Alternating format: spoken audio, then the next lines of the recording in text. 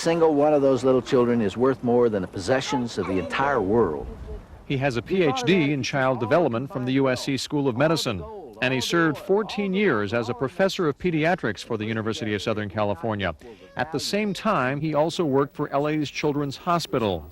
Then, one day in 1977, James Dobson's whole life changed. I did the scariest thing that I've probably ever done in my life in walking out of there and just thanking everybody and resigning and opening a little two-room office and calling it Focus on the Family. Dr. Dobson is best known as an author and psychologist. But 13 years ago, with a wife and 2 kids and a successful career, he started over and became what we might call an entrepreneur. Dr. James Dobson. I didn't do that in order to have my own thing or, you know, whatever other conclusions might seem logical from that.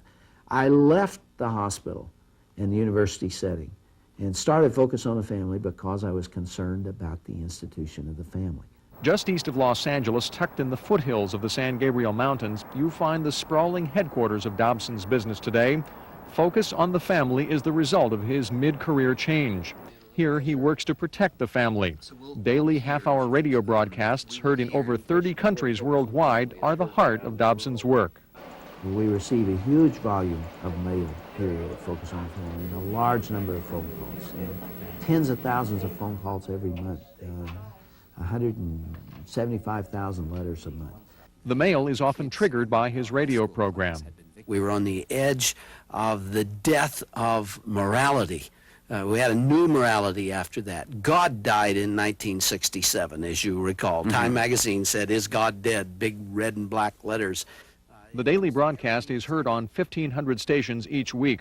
That, plus his best-selling books, have made him something of a hero to those who appreciate his position.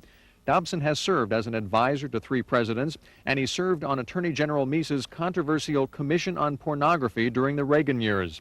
A prominent position for one who seems more comfortable talking about anything other than himself. Well, I'm just an ordinary person who has a number of passions. One of them we've already talked about, having to do with the institution of the family. Any questions about that part of the ministry? I really see the family as the ground floor, the foundation on which everything else rests. As a culture. I am a Christian. I come from that understanding, that worldview. That motivates a good part of what I do. I'm a family man. I've been married for nearly 31 years to the same woman. I have 2 children, and I suppose if you ask me who I most want to be thought of, it's as a husband and a father. Dobson has managed to successfully avoid the financial pitfalls which have plagued some Christian and nonprofit organizations. The man in charge says that's because he's not the only man in charge. Accountability is the key word when it comes to money, and we put a high emphasis on accountability.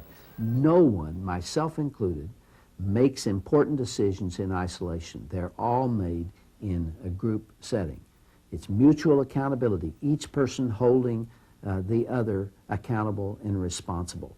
Dobson has a special way of looking at money, especially money contributed to his organization.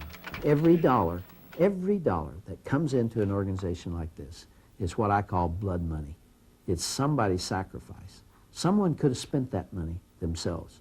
They could have enjoyed spending that money. Instead, they sacrificed and they gave it to us.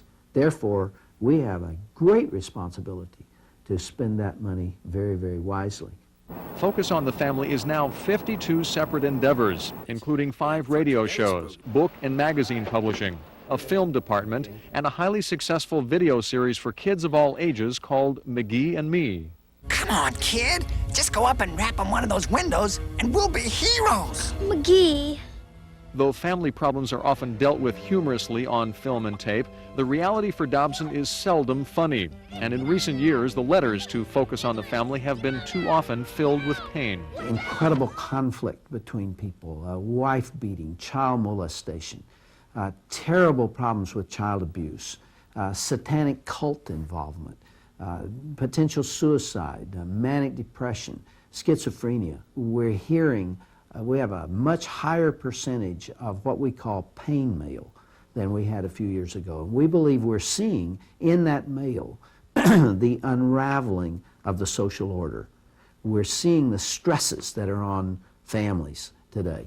For those reasons, the future for Dobson is likely to be one of continued growth. Isn't he pretty? I just love him, man.